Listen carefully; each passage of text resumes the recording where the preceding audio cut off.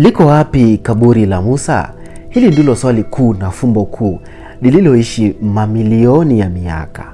Ukweli ni kwamba katika kila hadithi kuu kuna siri iliyofichika.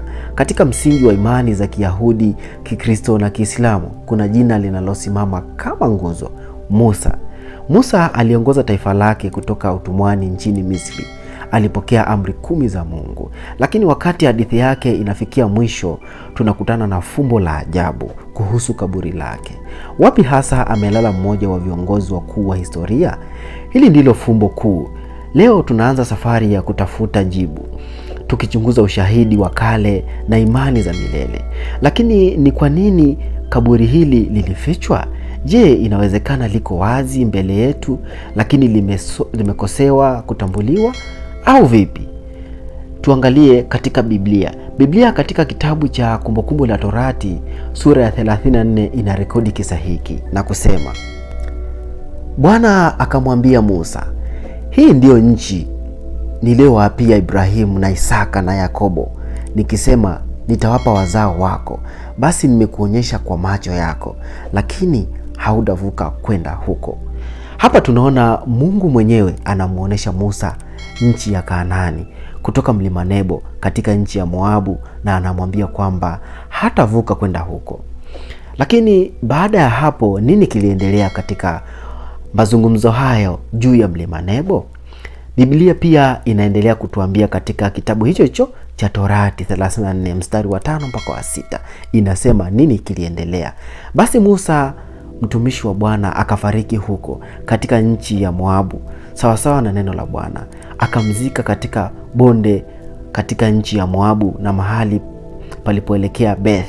Lakini hakuna mtu aliyejua kaburi lake hata leo. Hapa ndipo maandiko ya Biblia yanaweka wazi kwamba Mungu mwenyewe alimzika na kaburi lake linabaki kuwa siri. Wanatheolojia wengi wanaamini kwamba hili lilifanya makusudi kabisa ili kuzuia Wayahudi na watu kuliabudu kaburi la Musa badala ya kumwabudu Mungu. Katika Uislamu, Musa ni nabii mkuu. Ingawa Qur'ani haielezi waziwazi mahali alipozikwa, hadithi za Mtume Muhammad zinatoa dokezo la kuvutia. Hadithi mashuhuri inasimulia kwamba wakati wa safari ya Miraji, yaani kupanda mbinguni, Mtume Muhammad alipitia karibu na Nabii Musa, na kwamba kaburi lake linaweza kuwa katika eneo karibu na barabara nyekundu kwenye mchanga wa bonde. Maelezo haya ya karibu na barabara nyekundu na mchanga wa bonde huunganishwa na eneo la Jordani na Palestina ya sasa.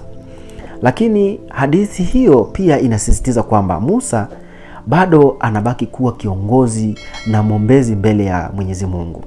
Pamoja na ushahidi wa kibiblia, kuna maeneo ya kihistoria yanayodhaniwa kuwa lipo kaburi la Musa. Kama ambavyo maandiko yalificha, utamaduni na historia ya karne nyingi zimependekeza maeneo kadhaa, kila moja likiwa na madai yake maalum. Haya ndiyo baadhi ya maeneo yanayodhaniwa kuwa lipo kaburi la Musa. Eneo la kwanza ni kanisa la Watawa wa Francisco. Kanisa hili limejengwa nchini Yordani katika mlima Nebo, mjini Madaba. Hili ndilo eneo linalokubalika kabisa zaidi kulingana na Biblia. Watawa wa Francisco walijenga kanisa la ukumbusho hapa, wakiamini kwamba hapa ndipo Musa alitazama nchi ya ahadi na kufa.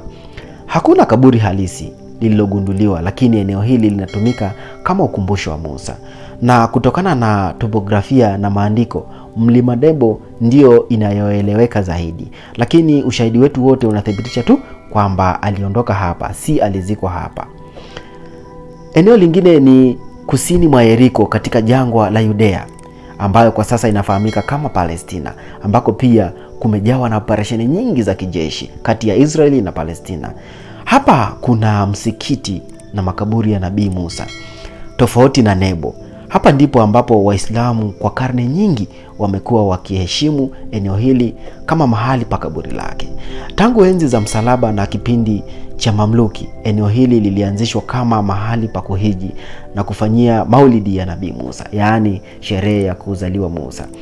Ingawa ujenzi wa msikiti huo ni wa karne za baadaye, Eneo hili linakidhi maelezo ya kijiografia ya hadithi na lina historia ndefu ya heshima ya kidini. Inaweza kuwa si kaburi halisi, bali ni eneo la kuheshimiwa la nabii. Baada ya safari yetu kupitia imani, historia na arkeolojia, ukweli mmoja unajitokeza hapa. Hatuwezi kujua kwa uhakika mahali ambapo lipo kaburi la Musa.